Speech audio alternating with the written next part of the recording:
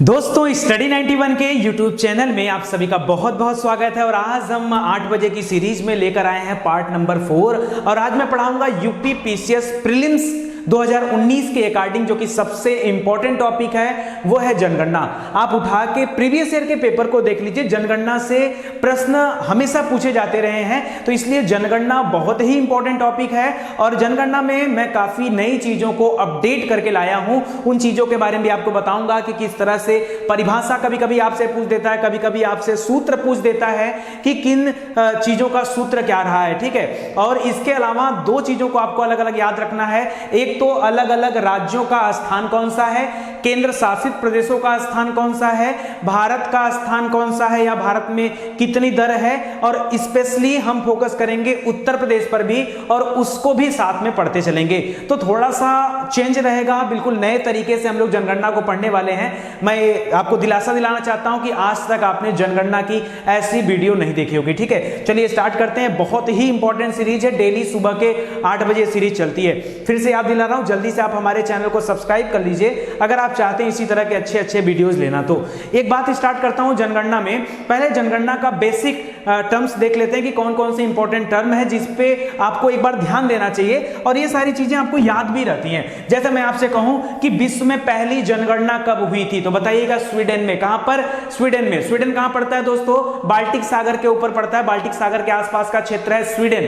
पहला कौन सा है? पहला आप देखेंगे अगर मैप उठा करके, नॉर्वे है, फिर स्वीडन है, फिर फिनलैंड है। पहला नॉर्वे, फिर स्वीडन, फिर फिनलैंड। स्वीडन से ही क्या बांटा जाता है? नोबेल पुरस्कार की घोषणा होती है। स्वीडन की राजधानी क्या है? स्टॉकहोम है। क्या? स्टॉकहोम। बगल में नॉर्वे है, नॉर्वे की राजधानी क्या है? ओस्लो। और एक साइड फिनलैंड है, उसकी राजधानी है हेलसिंकी। उसके ठीक बगल में बाल्टिक सागर है। इतनी बातें याद रहेंगी, याद रखेगा। पहली जनगणना 1749 में शुरू हुई थी स्वीडन में। पूरे के पूरे दुनिया में पहली जनगणना 1749 में स्वीडन में स्टार्ट हुई थी, ठीक है। इसको आप याद रखेगा। अगला पॉइंट दे रहा है कि दशकीय जनगणना, यानी ये जो 10 वर्ष के अंतराल पे जनगणना होती है, यह दशकीय जनगणना की शुरुआत किस देश से हुई? हमारे अपने देश की बात नहीं कर रहा है। दशकीय जनगणना की शुरुआत अमेरिका से हुई थी, यूएसए से हुई थी। कब? 1790 में। 49 में कहां हुआ था? 49 में हुआ था स्वीडन में। 1749, अरे 1949 में हमारा संविधान लागू हुआ था, ऐसे समझ लो ना। 1949, ठीक 200 साल पहले 1749 में स्वीडन में जनगणना होती है। 10 की जनगणना 1790 में अमेरिका से शुरू हुई। भारत में पहली जनगणना कब होती है दोस्तों? भारत में तो लॉर्ड मेयो के समय में 1872 में। कब? 1872 में जनगणना स्टार्ट होती है। लेकिन फिर से 10 की जनगणना जो पहली मानी जाती है वो लॉर्ड रिपन के समय से मानी जाती है, 1881 में। रिपन के बाद अगले वायसराय कौन आए थे बनके? डफरिन आए थे। और डफरिन के समय में ही कांग्रेस की स्थापना हुई थी। तो 1881 से हमारी 10 की जनगणना चली आ रही है, और तब से लेकर के आज तक हर 10 वर्ष के अंतराल पर एक जनगणना कराई जाती है। जनगणना होता क्यों है? तो इसलिए होता है कि हमारे देश में कितनी जनसंख्या है और अलग अलग जनसंख्या में क्या क्या रेशियो है, चाहे चाइल्ड सेक्स रेशियो जानना हो, चाहे साक्षरता दर जानना हो, चाहे लिंगानुपात जानना हो, चाहे जन्म दर जानना हो, मृत्यु दर जानना हो, जनसंख्या घनत्व देखना हो, तो इन सब के लिए डेटा की जरूरत होती है और ये आंकड़ों के लिए होता है। अगला प्रश्न बनता है जनसंख्या दिवस कब मनाया जाता है? विश्व जनसंख्या दिवस 1 और 1 11, याद रखिएगा 11 जुलाई को मनाया जाता है। विश्व जनसंख्या दिवस 11 जुलाई को मनाया जाता है। अगला दे रहा है कि जनगणना अधिनियम ये हमारे देश में कब आया? तो 47 में हमारा देश आजाद हुआ था। 1948 में ही जनगणना अधिनियम बनके तैयार हुआ था। कब? 1948 में। इतनी बात आपको याद रहेगी, आंख बंद करके फिर से याद कर लीजिए। स्वीडन में पहली जनगणना 1749 में, अमेरिका में पहली 10 की जनगणना 1790 में, भारत में पहली जनगणना 1872 में मेयो के समय में, ठीक है। भारत में 10 की जनगणना, प्रथम 10 की जनगणना 1881 में लॉर्ड रिपन के समय से, याद रहेगा। 11 जुलाई को जनसंख्या दिवस मनाया जाता है, और जनगणना अधिनियम 1948 में आया था। इतनी बातें जो पीछे लिखी हुई हैं ये आप ध्यान से पढ़िएगा और इनको याद रखिएगा। अगला पॉइंट देखिए क्या दे रहा है, नई जनसंख्या नीति कब घोषित की गई। एक प्रश्न अगर बना दे एग्जाम में ना, आधे से ज्यादा लोग गलत कर जाएंगे। क्यों भाई? अगर सब कुछ पढ़ा तो टेक्निकल चीजों को भी आप पढ़ते चलिए ना।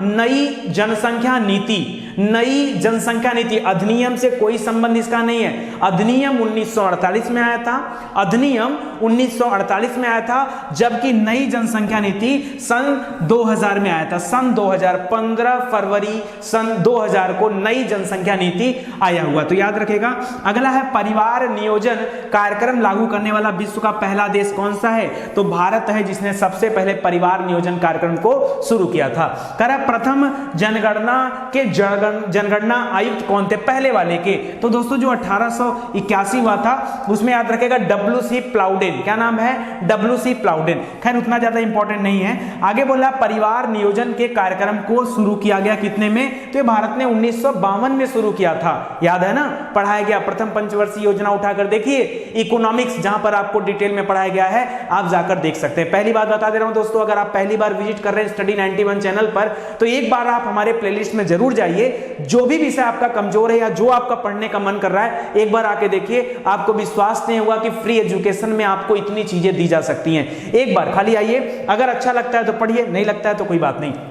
आगे बढ़ते हैं। लुप्त होती महिलाएं, लुप्त होती महिलाओं की अवधारणा का प्रतिपादन किसने किया था? तो इनका नाम था अमर्त्य सेन। नाम तो पता होगा ना, अमर्त्य सेन। ठीक है, याद रखेगा। ये इनको अर्थशास्त्र का नोबेल मिला था। ये पहले भारतीय थे जिनको अर्थशास्त्र का नोबेल मिला था, पहले भारतीय व्यक्ति। ठीक है, क्या नाम है? अमर्त्य सेन नाम है। लुप्त होती महिलाओं की अवधारणा इन्होंने दिया था। मानव पूंजी निर्माण की धारणा का प्रतिपादन किसने किया था? TW सुल्ज ने। किसने? TW सुल्ज ने। ये काफी इंपॉर्टेंट क्वेश्चन है और ये सभी एक दूसरे से जुड़े हुए प्रश्न हैं। ठीक है, चलिए आगे बढ़ते हैं। आगे तेरा राष्ट्रीय जनसंख्या कोष या जनसंख्या स्थिरीकरण जो कि आया था 2003 में। 2003 में फिर से याद दिला रहा हूं, याद करिए। जनगणना अधिनियम 1948 में आया था। नई जनसंख्या नीति 15 फरवरी सन 2000 को आया था। और यहां बोल रहा है राष्ट्रीय जनसंख्या कोष, जिसको हम जनसंख्या स्थिरीकरण कोष भी जानते हैं इसके नाम से, 13 फरवरी सन 2003 में आया था। इतनी बातें याद रखिएगा। ठीक है, आगे दे रहा परिवार नियोजन हेतु प्रयुक्त प्रतीक चिन्ह कौन सा था? तो त्रिभुज का उल्टा कर दीजिए आप। ठीक है, लाल रंग का त्रिभुज ये चित्र था। ठीक है, इसको फ्रैंक बिल्डर ने दिया था, ये कहा जाता है। आगे देखिए, वर्ष 2011 की जनगणना स्वतंत्र भारत की कौन सी जनगणना थी? स्वतंत्र भारत, यानी भारत आजाद कब हुआ? 1947। ठीक है, तो आप यहां से गिन सकते हो। 51 हो गया, 61 हो गया, 71 हो गया, 81 हो गया, 91 हो गया, 2001 हो गया और 2011 हो गया। 1 2 3 4 5 6 7, यानी स्वतंत्र भारत की 7वीं, और अगर वर्ल्ड ऐसे देखा जाए अपने देश की, तो ये 15वीं जनगणना थी। 7वीं और 15वीं। अगला जो आएगा वो 8वीं रहेगी और 16वीं। तो 8 दूना के 16 याद रखिएगा। अगला जो आने वाला है 2021 में, उसकी बात कर रहा हूं। चलिए आगे बढ़ते हैं। काफी कुछ ऐड किया हूं, इसलिए बिल्कुल समय नहीं है। अब देख लेते हैं 2011 की जनगणना के ऊपर कुछ खास तथ्यों को। सुनिएगा ध्यान से, एक एक बात सुनिएगा, और हर बात अपने आप में बहुत इंपॉर्टेंट है। दोस्तों मैं व्यवस्था कर रहा हूं, कुछ बच्चों का मैसेज है ऐसा जो आप पढ़ा रहे हो ये आप साइड हट जाओ, हम स्क्रीन शॉट ले लें। भाई क्यों स्क्रीन शॉट ले रहे हो? क्यों ले रहे हो? मैं आपको पूरा का पूरा PDF ही दे रहा हूं, ले लो। अगर मैं आपको फ्री में पढ़ा सकता हूं तो मैं इसका PDF भी आपको दे सकता हूं। तो एक काम करिए, वीडियो के डिस्क्रिप्शन में लिंक दिया गया है, उस लिंक से आप डाउनलोड कर लीजिए। ठीक है, उस लिंक से आप डाउनलोड कर लीजिए सिंपली, कोई दिक्कत अब तो समस्या नहीं रहेगी। मैं चाहता हूं आप अच्छे से पढ़ो। मैं क्या चाहता हूं? मैं चाहता हूं आप अच्छे से पढ़ो, और उसके लिए जरूरी क्या है कि आप एक काम करो। ठीक है, चलिए आगे देखिए। तो कह रहा है इंपॉर्टेंट फैक्ट्स यहां दे रहा है। आगे दे रहा है कि जनगणना आयुक्त 2011 में जो जनगणना हुआ था, उसके जनगणना आयुक्त कौन थे? उसके जनगणना आयुक्त थे श्री C चंद्रमौली। पूरा नाम था C चंद्रमौली। ठीक है, अच्छा भारत का क्षेत्रफल एक बार देखेगा 32,87,000, ऐसे करके याद रखेगा। कुल जनसंख्या इस समय कितनी है? 121 करोड़ 2011 की जनगणना के अनुसार थी। लेकिन अब यह जनसंख्या बढ़कर कितनी हो गई? 128 करोड़ से अधिक की जनसंख्या हो चुकी है। इसको भी आप ध्यान दीजिएगा। पुरुषों की जनसंख्या दोस्तों कितनी हमारे देश में? तो याद रखिएगा, यहां पर दे रहा है डेटा। ठीक है, 62 करोड़। ठीक है, और महिलाओं में 58 करोड़। ठीक है, 58 करोड़ 74,47,730 लिंगानुपात। ये ऐसा डेटा है जिस पे आपको बहुत ज्यादा फोकस करने की जरूरत नहीं। सिंपली आप ऐसे याद रखिए 121 करोड़, बहुत ज्यादा ऐसे लेके आपको नहीं चलना है। ठीक है, तो जनसंख्या हमारे देश की 2011 की जनगणना के अनुसार 121 करोड़ थी, जिसमें पुरुषों की जनसंख्या 62 करोड़ और महिलाओं की जनसंख्या अप्रॉक्सीमेट जो दिया है वो है 58 करोड़ के आसपास थी। ठीक है, ऐसे आपको याद रखना 62 और 58। 62 कैसे याद रखेंगे? रखेंगे। रिटायरमेंट की एज क्या है 60, 62, 65 तो याद रहता है ना, उसमें से 62 याद रखेगा। और महिलाओं के लिए 58 याद रखेगा, 4 कम, ठीक है, याद रखेगा। हाँ, लिंगानुपात अभी आगे बता रहा हूं, लिंगानुपात क्या होता है, सेक्स रेशियो कहते किसे हैं। भारत का लिंगानुपात कितना है 943 है, कितना 943। अच्छा एक चीज और दे रहा था यहां पर, देखिए भारत की अच्छा नहीं दिया यहां पर, कभी कभी आपसे थीम पूछ लेता है, ठीक है, थीम। तो थीम क्या था 2011 की जनगणना का, एक सेकंड, 2011 की जनगणना का थीम क्या था, थीम था हमारी जनगणना हमारा भविष्य, ये भी याद रखेगा, थीम भी आपसे पूछ सकता है। आगे देखिए शिशु लिंगानुपात 919, अभी रिवीजन कराऊंगा कैसे डिटेल में पढ़ा जाएगा, एक बार ऐसे देख लेते हैं। अभी अभी पीछे बताया कि खाली लिंगानुपात पूछे तो याद रखे 943 है, कितना है सेक्स रेशियो 943, कैसे याद रखा जाए सर, भूल जाता है, एक काम करो आई लव यू याद कर लो 143, ये तो याद रहता है ना 143। अरे सेक्स रेशियो कैसे बढ़ेगा, जब प्रेमी प्रेमिकाओं का मिलन होगा तभी ना, ठीक है, तो याद रखेगा 143 से बना लीजिए 943, ठीक है, तो 943 आपको याद आ जाएगा। 943 क्या है सेक्स रेशियो है। अच्छा शिशु लिंगानुपात कितना है, याद रखे 919 है, शिशु लिंगानुपात 919 है। 10 की वृद्धि दर कितना है, पूरे भारत की बता रहा हूं तो 17.7%, ठीक है, यानी पूरी जनसंख्या मान लीजिए 100 रहती है तो ये अगले 10 वर्षों में जनसंख्या बढ़ के 117.7 हो जाती है, समझ रहे हैं, यानी ये 10 की वृद्धि दर है, ठीक है। साक्षरता दर हमारे यहाँ कितनी है 73% है। लिटरेसी रेट 2011 की जनगणना के अनुसार लिटरेसी रेट कितनी है 73%, जिसमें से पुरुषों की साक्षरता दर कितनी है 80% और महिलाओं की 64 है। 80 में भी याद रखिए 80.9 यानी लगभग 81% के आसपास, और महिलाओं की 64.6, महिलाओं की 64.6, महिलाओं की कुल संख्या 58 करोड़, पुरुषों की कुल संख्या लगभग 62 करोड़, याद रहेगा, ऐसे करके याद रखिएगा। आगे दे रहा दोस्तों नगरीकरण कितना हमारे यहाँ 31.2% नगरीकरण है, ठीक है। अभी एक एक क्वेश्चन डिटेल से पढ़ाऊंगा। गांव की संख्या कितनी है 6,40,930 है। चलिए आगे बढ़ते हैं। 2011 के समय देश में जिलों की संख्या कितनी थी 640, कॉमन क्वेश्चन। शुभंकर क्या था 2011 की जनगणना के लिए, याद रखिए प्रगणक शिक्षिका प्रगणक शिक्षिका को शुभंकर बनाया गया था। हमारी जनगणना हमारा भविष्य यानी आवर सेंसस आवर फ्यूचर, ये कोड था या नारा था हमारी जनगणना का, ठीक है। आगे देखिए भारत की जनसंख्या, विश्व की जनसंख्या का कुल कितना प्रतिशत है तो 17.5%। दोस्तों यहां पर अब आपको कंफ्यूजन होता है क्योंकि दो डेटा एक जैसे मिल गए, जहां कहीं भी दो डेटा एक दूसरे के करीब होते हैं ना आप कंफ्यूज हो जाते हो। अभी अभी मैंने आपको पढ़ाया कुछ देर पहले कि हमारे यहां 10 की वृद्धि दर कितनी है, मतलब कि 10 साल बाद कितनी जनसंख्या बढ़ जाती है, तो हम लोगों ने पढ़ा 17.7%, ठीक है, और यहां पर डेटा आया 17.5%। दोनों अलग अलग डेटा है। ये डेटा बताता है 10 की जनगणना के बारे में, ठीक है, मतलब 10 जनगणना है 10 की वृद्धि के बारे में, 10 की वृद्धि के बारे में बताता है, जबकि 17.5% ये बता रहा है कि पूरे विश्व की जनसंख्या में भारत का जनसंख्या कितना है, तो याद रखिए 17.5%, कितना 17.5% है भारत की जनसंख्या, ठीक है। आगे दे रहा है जनसंख्या का महान विभाजक वर्ष किसे कहा जाता है, तो 1911 से 21 को महान विभाजक वर्ष कहा जाता है। क्यों भाई, ऐसा क्या हो गया था दोस्तों, हर बार जनसंख्या बढ़ती है लेकिन 1911 से 21 का समय जो था, इस समय जनसंख्या माइनस में चली गई थी, 1% भी जनसंख्या नहीं बढ़ी थी। मतलब कि जान लीजिए कि इस वर्ष अगर 100 लोग हैं तो 10 साल बाद भी 99 लोग हो गए, 101 ना होकर के 99 हो गए 10 साल बाद। सोचिए बड़ी बात हुई कि नहीं, अपने आप में बड़ा बात है ना।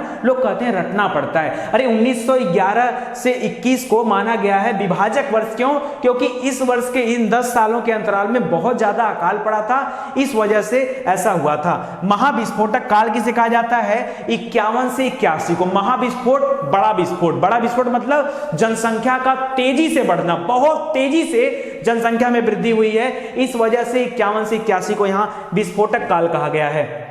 आगे याद रखिए, अब यहां से अब हम लोग थोड़ा सा अलग अलग दिशा की तरफ बढ़ते हैं और बहुत ध्यान से पढ़ना शुरू करते हैं। अभी तक हम लोग सिर्फ फैक्चुअल डेटा पर बात कर रहे थे, अब ओरिजिनल डेटा की तरफ मैं आपको लेकर चलता हूं जो आप नहीं पढ़ते हैं। सुनिएगा ध्यान से, अगर हम जनगणना की बात कर रहे हैं तो सबसे पहली बात आती है हमारे संविधान में जनगणना को क्या हिसाब किताब दिया गया है। तो दोस्तों इसको रखा गया केंद्र सूची के विषय में। जैसे 3 तरह की सूचियां होती हैं, एक केंद्र सूची होता है, एक राज्य सूची होता है, एक समवर्ती सूचियां होती है, ठीक है। तो 3 तरह की सूचियां सूचियां ये तीनों तीन कैटेगरी में होती हैं। कैसे?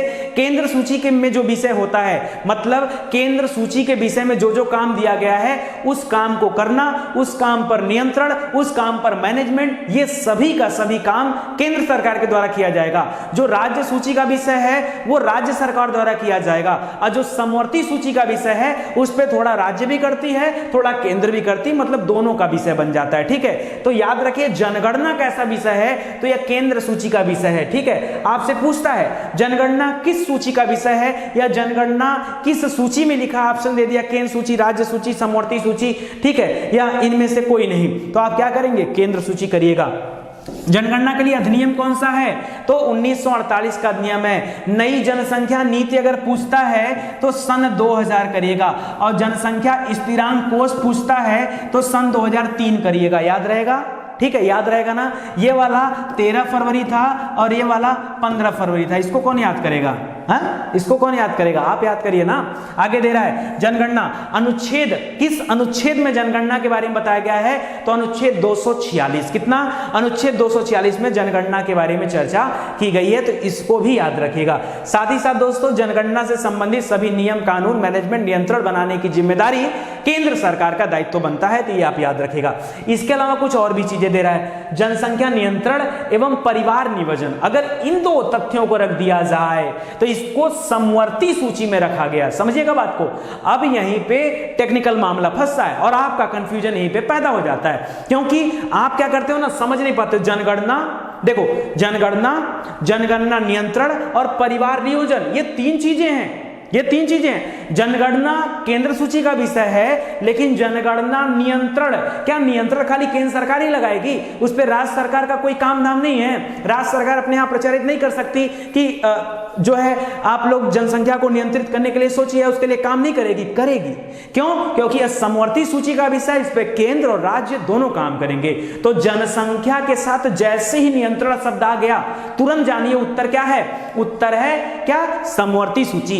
परिवार नियोजन किसका है? किस सूची का विषय है? समवर्ती सूची का विषय है। दोस्तों जब इस तरीके से आप पढ़ोगे, आप देखो आप कंफ्यूज कहां होते हो। जब उस कंफ्यूजन वाले पॉइंट को देखते चलोगे, जैसे मैंने बताया 17.7 और 17.5 में बड़ा कंफ्यूजन होता है। अब मत करेगा। 17.5 वर्ल्ड वाइड जनसंख्या में देखता है कि भारत कितना है, वो 17.5 है, और 10 की वृद्धि दर, मतलब 10 साल में हम कितना ग्रोथ किए हैं, वो आपकी क्या है? वो 17.7 है, जो कि 1911 से 21 के दौरान माइनस 0.31% थी। ठीक है, माइनस में चली गई थी, वो भी कितना? 0.31%। याद रखेगा। ठीक है, तो ये बात आप याद रखेगा। चलिए आगे बढ़ते हैं। बहुत कुछ पढ़ना बाकी है और बहुत कुछ बताना बाकी है। इस पूरे एक वीडियो में मैं सब कुछ आपको दे रहा हूं। डेली 8 बजे यूपी पीसीएस के लिए जो बैच चलाई जा रही है, इस बैच को ज्वाइन करिए। आप देखिएगा अभी तो फॉर्म समाप्त हुआ है, आपके पास पूरा 45 से 60 दिन है। मेरे हिसाब से उस 45 से 60 दिनों में एक एक करंट अफेयर का विषय हो, चाहे हिस्ट्री का हो, चाहे ज्योग्राफी का हो, चाहे पॉलिटी का हो, चाहे इकोनॉमिक्स को, सबका निचोड़ लाकर आपके सामने रख दूंगा। ठीक है, निचोड़ कि बस यही पढ़ लो, यही आपको कंफ्यूज करता है, यही आपको परेशान करता है। सुनिएगा आज का क्लास लीजिए, आपको लगेगा कि बहुत बेहतरीन चीजें हैं। ठीक है, चलिए आगे देखते हैं। कह रहा है जनसंख्या संबंधी कुछ महत्वपूर्ण शब्दावलियां हैं, ये हम बीच बीच में देखते रहेंगे। क्यों? क्योंकि आप इन शब्दावलियों पे जब तक अपना समझ नहीं बिठाएंगे तब तक आगे की चीजें नहीं समझ में आएंगी। ठीक है, देखिए दे रहा है संतानोत्पादकता क्या होता है। दोस्तों इसको फिक्युंडिटी बोलते हैं। कह रहा है किसी स्त्री में बच्चों को जन्म देने की शक्ति क्या कहलाती है? संतानोत्पादकता कहलाती है। ठीक है, संतानोत्पादकता कहलाती है। चाहे उसने बच्चे को जन्म दिया हो या न दिया हो, लेकिन अगर जन्म देने की शक्ति है तब उसको यह नाम दिया जाता है। ठीक है, अगला देखिए।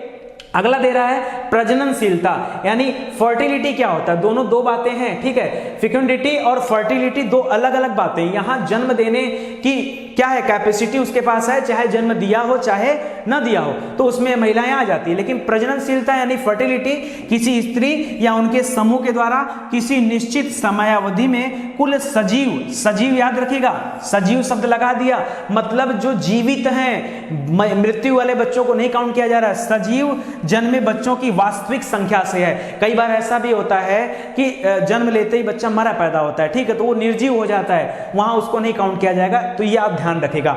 आपसे कुछ ऐसे टर्म्स पूछे जाते हैं परीक्षा में जो कि दम उसमें कुछ भी नहीं होता है, लेकिन आप कंफ्यूज हो जाते हो। जैसे जब भी साक्षरता दर की बात आती है, साक्षरता दर की जब भी बात आती है, तो आप एक बात अपने दिमाग में बिठा लो, आप यही जानते हो कि साक्षर किसे कहा जाता है? जिसको लिखना पढ़ना बोलना आता है वो साक्षर है। अगर 5 साल का बच्चा अपना नाम लिख लेता है, अपना नाम बोल लेता है, अपना नाम पढ़ लेता है, क्या वह साक्षर है? क्या वह साक्षर है? जी हाँ, वो साक्षर है। लेकिन जब भी कभी हम साक्षरता दर मालूम करेंगे तो उसमें उस बच्चे को काउंट नहीं करेंगे। क्यों? क्योंकि 0 से लेकर के 6 वर्ष तक के बच्चों को काउंट नहीं किया जाता है। इसमें 7 वर्ष के बच्चों से ही काउंटिंग शुरू होती है। तो उसके नीचे का बच्चा चाहे कौटिल्य ही क्यों ना हो जाए, उसको कोई मतलब नहीं बनता, उनकी काउंटिंग ही नहीं होगी। छोटा सा टर्म है, आप खूब पढ़ के गए, लिटरेसी रेट ये वो यही कॉन्सेप्ट नहीं देखा आपने, भूल गए, परीक्षा में आ गए, गड़बड़ कर दिए। तो इस तरह की चीजों को याद रखिएगा, ठीक है। जैसे यहीं पर दे दिया ना, सजीव जन्मे बच्चों की संख्या, आपसे पूछ दिया कि प्रजननशीलता में मैं क्वेश्चन बना रहा हूं, सुनिए क्वेश्चन बनता कैसे है एग्जाम में। आपके सामने जो टिपिकल प्रश्न बन के आते हैं नए नए, वो आते कैसे हैं? कहीं अलग से थोड़े आते हैं, ऐसे ही बनते हैं। प्रजननशीलता में महिलाओं के द्वारा जन्म दिए गए बच्चों में जोड़ा जाता है या काउंट किया जाता है या गिना जाता है किसको? सजीव जीवित बच्चों को, मृत्यु बच्चों को, सभी बच्चों को, या इनमें से कोई नहीं? पूछ सकता है ना ऐसे, पूछ सकता है ऐसे। और वहां पर बहुत सारे बच्चे डाउट में हो जाएंगे, याद रखिएगा यहां पर सजीव जन्मे बच्चों को जोड़ा जाता है, ठीक है। आगे दे रहा है आश्रितता अनुपात क्या होता है, डिपेंडेंसी रेशियो क्या होता है, डिपेंडेंसी रेशियो क्या होता है। डिपेंडेंसी नाम से ही पता चल रहा है जो डिपेंड है। दोस्तों आप क्या मानते हो? छोड़ो मत देखो पीछे ना, मैं आपसे पूछ रहा हूं, बताओ डिपेंड कौन डिपेंड किसको, किस वर्ष से वर्ष तक के बच्चों को या व्यक्तियों को डिपेंड माना जा सकता है और किनको नहीं। जैसे अगर मैं आपसे पूछूं क्या आप आज डिपेंड हो, आप कहोगे हाँ हैं, लेकिन भारत सरकार की नजर में आप डिपेंड नहीं हो, आप आश्रित नहीं हो। आप भले आपके घर वाले खर्चे देते हो, आप पढ़ाई लिखाई कर रहे हैं बाहर रह के, लेकिन आप डिपेंड नहीं हो, भारत सरकार आपको डिपेंडेंट नहीं मानती है। तो ऐसे में आपकी काउंटिंग चलती है, इसीलिए तो देश की जो रिपोर्ट है वो इतनी गलत आती है कि नहीं। तो यहां पर याद रखिए आश्रितता अनुपात, डिपेंडेंसी रेशियो। दोस्तों डिपेंडेंसी रेशियो निकालने का तरीका होता है, मैं लिख दे रहा हूं यहां पर, डिपेंडेंसी रेशियो बराबर होता है D/W इंटू के। अब आप कहोगे सर ये D/W इंटू के क्या होता है? नई नई चीजें मिल रही है ना, कभी सोचे नहीं थे जनगणना में ये सारी चीजें भी आपको पढ़ने को मिलेंगी, मिलती हैं। अगर आप अपडेट होके नहीं चलोगे ना तो ऐसे ही पीछे रहोगे हमेशा। और आपके अच्छाई के लिए बता रहा हूं, ठीक है, क्योंकि सिविल का एग्जाम देने जा रहे हैं, हर चीज आपको गहराई से मालूम होना चाहिए। तो डिपेंडेंसी रेशियो बराबर होता है D/W इंटू के। अब बात आती है सर DR माने क्या होता है? तो DR माने होता है डिपेंडेंसी रेशियो, यानी आश्रितता अनुपात, ठीक है, याद रखेगा आश्रित जनसंख्या। बात आती है आश्रित जनसंख्या सर किसको कहा जाए? तो याद रखिए 0 से लेकर के 14 वर्ष, कितना याद रखिए 0 से लेकर के 14 वर्ष तक के बच्चों को आश्रित माना जाता है। क्यों? क्योंकि माना जाता है कभी वो जो है इंडिपेंडेंट नहीं हुए, वो डिपेंडेंट है अपने माता पिता पर या गार्जियन पर, जो भी उनका संरक्षक है, ठीक है। तो 0 से लेकर के 14 वर्ष तक के बच्चों को डिपेंडेंट माना जाता है। इसके अलावा जिनकी उम्र 60 वर्ष से अधिक हो गई है उनको भी डिपेंडेंट माना जाता है। वो क्या करेंगे? रिटायर हो गए ना, अब वो क्या करेंगे? तो उनको भी डिपेंड माना जाता है। तो कह रहे हैं 60 वर्ष से ऊपर की जनसंख्या को यहां पर शामिल किया जाता है। बताओ कितनी बातें आपको पता थी। ज्यादातर लोग तो डिपेंडेंट ही मान लेंगे। अगर उनसे आज भी जाके पूछ दो कि डिपेंडेंट किन्हें कहा जाता है, पता है? कोई 6 से 12 बताएगा, कोई 0 से 8 कहेगा, कोई 0 से 12 कहेगा। कंफर्मेशन किसी के पास नहीं है, कंफर्म कोई नहीं है। तो 0 से 14 प्लस 60 से अधिक दोनों लोगों को डिपेंड माना जाता है, दोनों लोगों को डिपेंड माना जाता है, ठीक है, याद रखिए। अच्छा यहां पर जो दोस्तों W दिया ये क्या दे रहा है? W ये D माने हो जाता है डिपेंडेंट, DR माने हो जाता है डिपेंडेंट रेशियो। तो डिपेंडेंट रेशियो निकालने के लिए क्या करना है? D लेना है,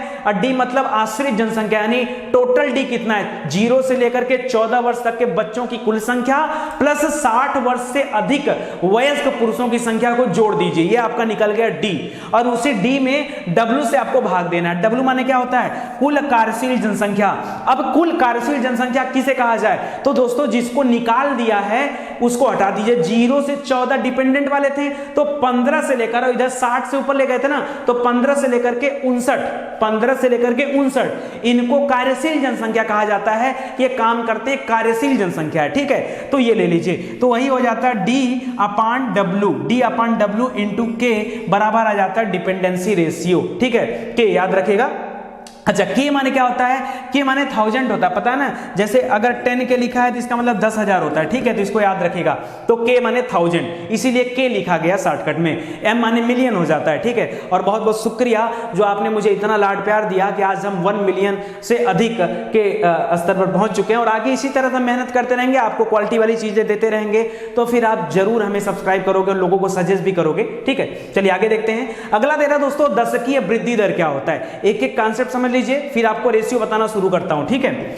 आगे देखिए, दशकीय वृद्धि दर यानी 10 साल में कितनी वृद्धि हो रही है। दशकीय वृद्धि दर यानी डिकाइडल ग्रोथ रेट। देखिए 10 वर्षों के मध्य जनसंख्या में हुई प्रतिशत वृद्धि को ही दशकीय जनसंख्या वृद्धि कहा जाता है। तो अगर मैं डिकाइडल ग्रोथ रेट निकालना चाहता हूं तो क्या करना होगा? सबसे पहले इस समय प्रेजेंट टाइम में जो जनसंख्या है, इस जनसंख्या में से पास्ट वाली जनसंख्या को घटाना पड़ेगा। अरे जो आज है, सपोज करिए मान लीजिए आज जनसंख्या है 100 और कल यह आज मान लीजिए जनसंख्या 120, ठीक है। 120 जनसंख्या है, कल यह जनसंख्या थी 100, ठीक है। कल 100 थी, मतलब पुराने समय में 100 थी, आज 120 है, ठीक है। तो याद रखिए। और इसके अलावा टोटल जनसंख्या से यहाँ पर टोटल कर रहा हूं, पूरी जनसंख्या से यहाँ पर भाग दे देंगे तो यहाँ हो जाएगा 100। तो याद रखिएगा ये 20/100 आ गया, ठीक है, गुणे 100 आ गया, तो 20% का इंक्रीमेंट यहाँ बन जाता है। तो इसको आप याद रखिएगा। इस तरह से जनसंख्या वृद्धि दर निकाला जाता है। समझ में आ रहा है?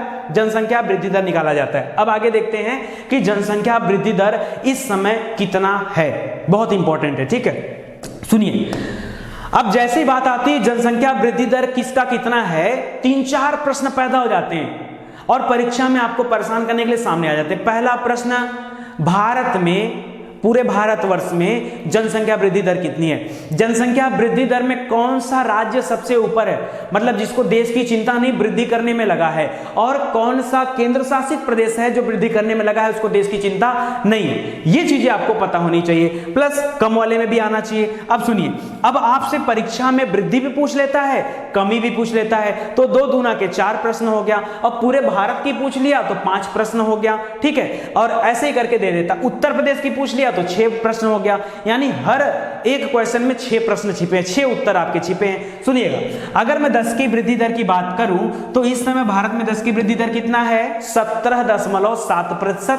पीछे ही आपको बताया हूं, याद है ना, याद है, ठीक है। तो 10 की वृद्धि दर भारत में कितना है, 17.7%। अगर हम उत्तर प्रदेश की बात करें तो ये इसको कम चिंता नहीं है, और ज्यादा चिंता है, जनसंख्या बढ़ाया जा रहा है 20.2%, ठीक है। अब देखिए 17 में 7 आया, 7 यहां से फिर रिपीट हो गया, और 20 वाले में 2 रिपीट हो गया, ठीक है। तो 20.2% उत्तर प्रदेश की है जनसंख्या वृद्धि दर, और 17.7% किसकी है, भारत की जनसंख्या दर है, वृद्धि दर है। 10 की वृद्धि दर भारत की है। ये 2 प्रश्न तैयार हो गया।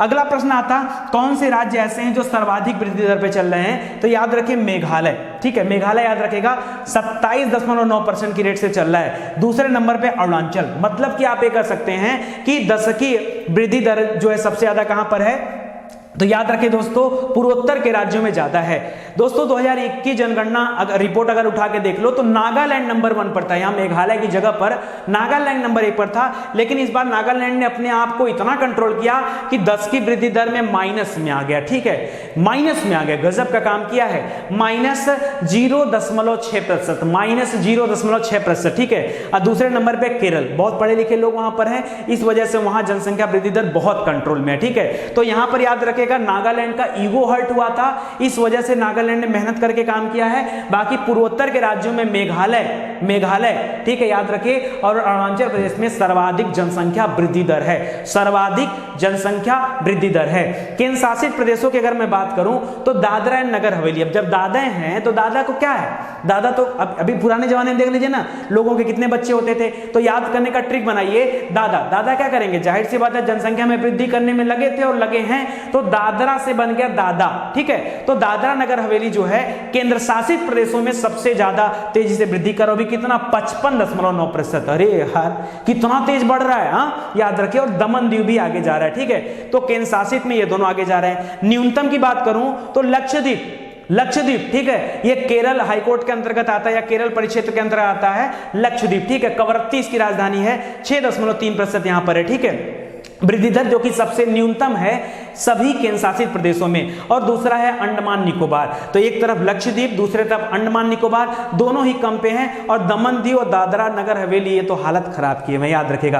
करा 2001 में नागालैंड की सर्वाधिक वृद्धि दर कितनी थी? 64.53%, जिसको कम करके उसने क्या कर दिया? बहुत कम कर दिया, -0.6%, बहुत कम कर दिया, बहुत कंट्रोल किया है। तो इसके लिए नागालैंड को बहुत बहुत धन्यवाद है। चलिए आगे बढ़ते हैं। अगला दे रहा दोस्तों जनसंख्या संबंधी महत्वपूर्ण शब्दावलियां। फिर से समझिए, एक नया टॉपिक, सेक्स रेशियो क्या होता है, लिंगानुपात क्या होता है। लिंगानुपात समझिए, पहले लिंगानुपात याद रखिए होता क्या है, उसके बारे में जान लीजिए, फिर बताता हूं भारत का, उत्तर प्रदेश का अलग अलग क्या है। सुनिए, करा प्रति 1000 पुरुषों पर, अगर 1000 पुरुषों की संख्या ले लिया जाए, मेल कैंडिडेट की संख्या ले लिया जाए, तो उस पर मेल या मेली, तो उस पर स्त्रियों की संख्या कितनी है, उसी का अनुपात ही लिंगानुपात कहा जाता है, ठीक है। और हमारे देश की हालत बड़ी खराब है, ठीक है, बहुत खराब है। क्यों? क्योंकि 1000 पुरुषों पर 1000 महिलाएं नहीं है। कितनी है? 943 महिलाएं ही है। इसका मतलब बाकी के 57 लोगों का विवाह कैसे होगा?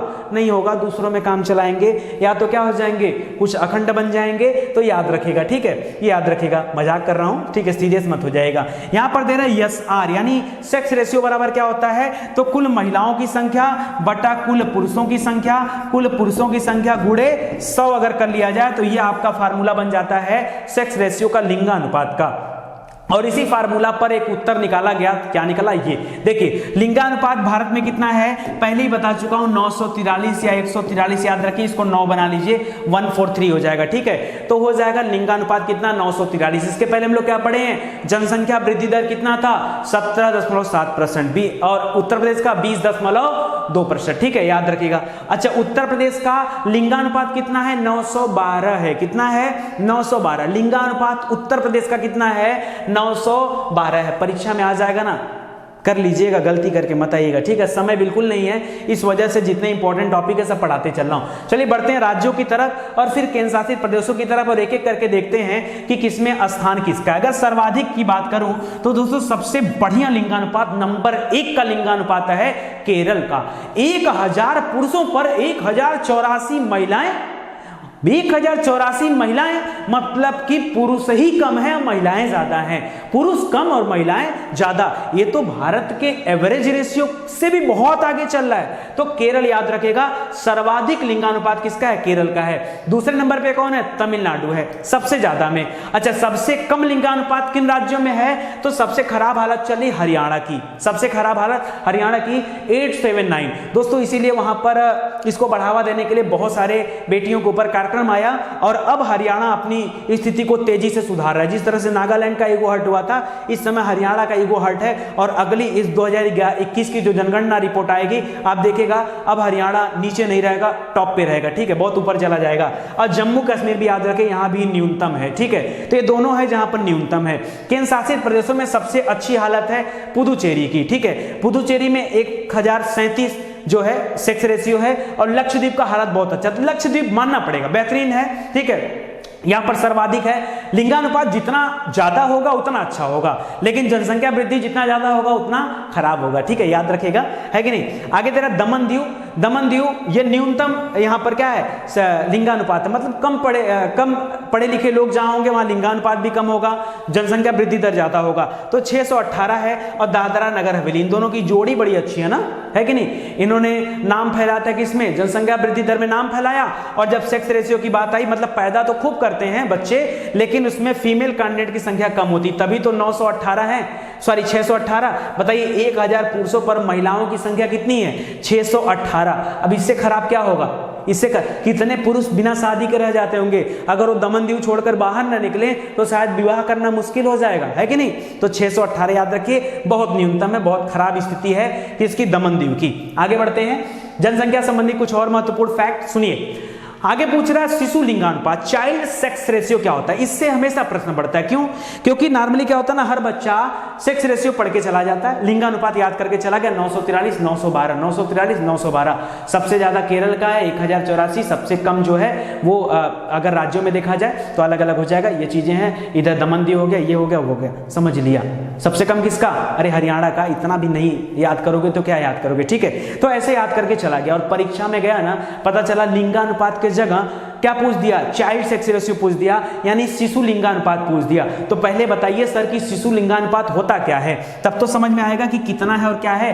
कह रहा है कि चाइल्ड सेक्स रेशियो 0 से 6 आयु वर्ग की जनसंख्या में, कितना? 0 से 6 आयु वर्ग की जनसंख्या में प्रति 1000 बालकों की तुलना में उसी आयु वर्ग में, मतलब 0 से 6 साल की बालिकाओं की संख्या को ही क्या कहा जाता है? शिशु लिंगानुपात कहा जाता है। तो यहां पर दे रहा है चाइल्ड सेक्स रेशियो बराबर बालिकाओं की कुल संख्या बटा बालकों की कुल संख्या, लेकिन एज क्या होगा? 0 से 6।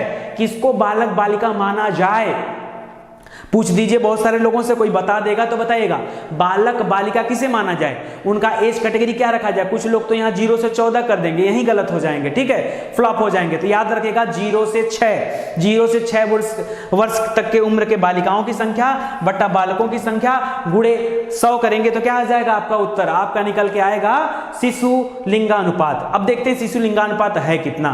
तो दोस्तों अगर हम भारत की बात करें तो 919 है। कितना है? 919 है शिशु लिंगानुपात भारत की, 919। अच्छा वो कितना था? सेक्स रेशियो कितना था? 943 था। और अगर उत्तर प्रदेश की बात करें तो 902 है, उसमें कितना था? 912 था, ठीक है। तो याद रखिएगा, बहुत इंपॉर्टेंट दोनों डेटा है, समझते चलिएगा। अब देखते हैं शिशु मतलब चाइल्ड सेक्स रेशियो यानी शिशु लिंगानुपात सबसे बढ़िया किसका है। वैसे तो केरल था वहां पर, और सबसे कम हरियाणा था। केरल के अलावा तमिलनाडु भी था। यहां पर किसका नाम है? मिजोरम, मिजोरम का नाम है। तो मिजोरम याद रखें 970 यहां पर है, ठीक है। मतलब शिशु लिंगानुपात बहुत अच्छा है, मिजोरम का सबसे बढ़िया है, ठीक है। इसके अलावा मेघालय नंबर 2 पर है, मेघालय नंबर 2 पर है, ठीक है। सबसे खराब स्थिति चल रही हरियाणा की, वैसे भी हरियाणा खराब चल रही थी, मतलब सेक्स रेशियो में हरियाणा पहले नंबर पे था, सबसे न्यूनतम पे, और चाइल्ड सेक्स रेशियो में भी है, ठीक है। तो याद रखिए 834। और पंजाब नंबर 2 पे, उस समय जम्मू कश्मीर था और उसकी जगह पे यहां पर क्या है? पंजाब है,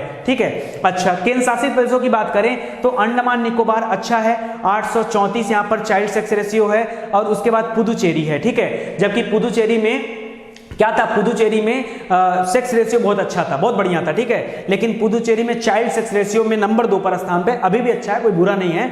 दिल्ली याद रखिए 871, बहुत न्यूनतम चल रही है, बहुत खराब हालत है, ठीक है। दिल्ली के लिए शोभा नहीं देता कि चाइल्ड सेक्स रेशियो में केंद्र शासित प्रदेशों की श्रेणी में दिल्ली सबसे न्यूनतम स्तर पे चल रही है, ठीक है। बहुत गलत है, अच्छी बात नहीं है, बहुत खराब है, ठीक है। तो याद रखिएगा 871, कुछ गलत लिखा गया है क्या? न्यूनतम यहां पर मुझे लगता है कुछ डेटा यहां पर गलत हो गया है, एक बार आप चेक कर लीजिएगा, कोई दिक्कत नहीं, ठीक है। आगे देखते हैं। अगला दे रहा है जनसंख्या। दोस्तों जनसंख्या के बारे में पहले बता चुका हूं, भारत की जनसंख्या इस समय कितनी है? इस समय क्या 2011 की जनगणना रिपोर्ट देख रहे हैं तो उसी अकॉर्डिंग देखेंगे 121 करोड़ लमसम याद रखेगा। और उसमें उत्तर प्रदेश की जनसंख्या लगभग 20 करोड़, आप याद रखें 20 करोड़ जनसंख्या उत्तर प्रदेश की है, ठीक है। सर्वाधिक सबसे बड़ा राज्य जनसंख्या की दृष्टि से उत्तर प्रदेश है, दूसरे नंबर पे महाराष्ट्र है, केंद्र शासित प्रदेशों में दिल्ली है, दूसरे नंबर पे पुदुचेरी है। सबसे अधिक जनसंख्या के मामले में न्यूनतम की बात करें तो सिक्किम सबसे छोटा राज्य है जिसमें सबसे कम जनसंख्या है, ठीक है। मिजोरम नंबर 2 पर है, लक्षद्वीप में भी जनसंख्या कम है और दमनदीव में भी कम है, ठीक है। तो इसको भी आप याद रखेगा, आपके लिए इंपॉर्टेंट है। आगे बढ़ते हैं, सिंपल था इसलिए जल्दी लेके चल रहा हूं। दोस्तों एक प्रश्न बहुत इंपॉर्टेंट है, सर्वाधिक जनसंख्या वृद्धि दर वाले जिला दे दिया ना, लगता है येलो कलर से लिखने की वजह से आपको दिखाई नहीं दे रहा, मैं इसको बार रिपीट कर देता हूं लिख करके। तो दोस्तों वो जिला कौन है जिसमें सबसे ज्यादा जनसंख्या वृद्धि दर है? क्यों, ऐसा कुछ खास है क्या सर? जिला पूछने का क्या रीजन है रीजन सुनिए। अरुणाचल प्रदेश में दोस्तों एक जिला है, ठीक है, नाम है कुरंगकुलम। क्या नाम है? कुरंगकुलम, याद रहेगा कुरंगकुलम। दोस्तों इस कुरंगकुलम में जनसंख्या वृद्धि दर हुई है 111.01%। कितना? 111, मतलब 10 वर्ष के अंतराल में ही जनसंख्या क्या हुई? याद रखिए कितना बढ़ गई? कितना बढ़ गई, जनसंख्या वृद्धि दर 111% हो गई। और पुदुचेरी में यमन जो है यहां पर भी है 77.15%। तो याद रखेगा, आपसे पूछ सकता है परीक्षा में, इस वजह से मैं यहां दे दिया। दोस्तों अभी भी आपसे कह रहा हूं, चैनल को सब्सक्राइब कर लीजिए अगर आप चाहते हैं इस तरह के अच्छे अच्छे वीडियोस देखना। तो आगे बढ़ते हैं, जनसंख्या घनत्व की बात कर लेते हैं। घनत्व क्या होता है, याद रखिए, घनत्व 1 वर्ग किलोमीटर में रहने वाले कुल व्यक्तियों की संख्या, कुल व्यक्ति चाहे उसमें महिला पुरुष हो कोई भी हो, कुल व्यक्तियों की संख्या कितनी होती है 1 वर्ग किलोमीटर में रहने वाले स्थान पर। ठीक है, 1 वर्ग किलोमीटर मतलब क्या होता है, ठीक है, 1 वर्ग किलोमीटर ऐसे स्क्वायर बना लीजिए, यहां भी 1 किलोमीटर, यहां भी 1 किलोमीटर, यहां भी मतलब चारों तरफ से जो दौरा 1 किलोमीटर हो तो क्या हो जाएगा, वर्ग हो जाएगा। और ये आपसे पूछ रहा है, तो सबसे ज्यादा जो जनसंख्या घनत्व है वो बिहार का है। किसका है, बिहार का। नंबर 2 पर पश्चिम बंगाल। अब एक जमाने में पश्चिम बंगाल पहले नंबर पे आता था, अब जो है पश्चिम बंगाल सेकंड पे हो गया। बिहार सबसे ज्यादा जनसंख्या घनत्व बिहार की है 1106। पूरे भारत की कितनी है, मात्र 382। पूरे भारत की जनसंख्या वृद्धि दर कितनी है, 382 है। वहीं बिहार की कितनी है, 1106 है। उत्तर प्रदेश की कितनी है, 829। देख रहे हैं, यहां देखिए 382, यहां देखिए 829। समझ में आ रहा है कितना बड़ा डिफरेंस है यहां पर, याद रखेगा।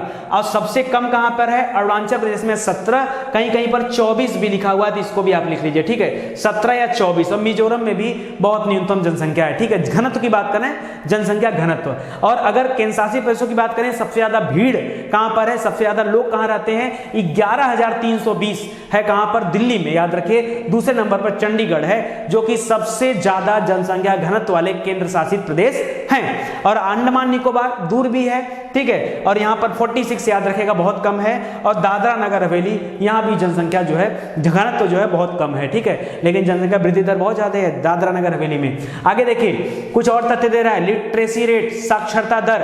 साक्षरता दर क्या कहते हैं दोस्तों, किसे कहा जाता है साक्षरता दर।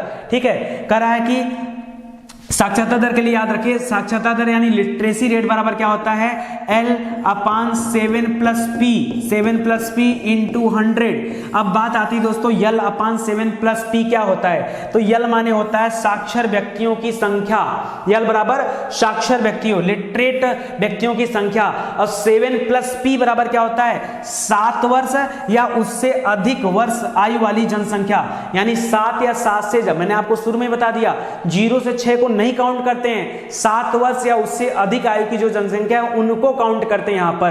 तब जाकर के निकलता है क्या निकलता है, लिटरेसी रेट निकलता है। ठीक है, साक्षरता दर निकलता है। अब सबसे ज्यादा साक्षर राज्य कौन से हैं और भारत की लिटरेसी रेट कितनी है, पहले ही बता चुका हूं, 73%। कितना, 73% लिटरेसी रेट भारत की है। और उत्तर प्रदेश की 67.7%। कितना, 67.7% उत्तर प्रदेश की साक्षरता दर है। सबसे साक्षर राज्य कौन सा है, नंबर 1 का केरल 94%, इस समय 100% हो चुका है। ठीक है, मिजोरम नंबर 2 पर है। और केंद्र शासित प्रदेशों में लक्षद्वीप सबसे ज्यादा साक्षर है, दिल्ली से भी ज्यादा, याद रखिए, तो 91.8%। और साक्षरता दर दमन दीव की भी बहुत अच्छी है। ठीक है, ध्यान दीजिएगा। सबसे खराब हालत बिहार की है, 61.8%, अब तो सुधार लिया काफी।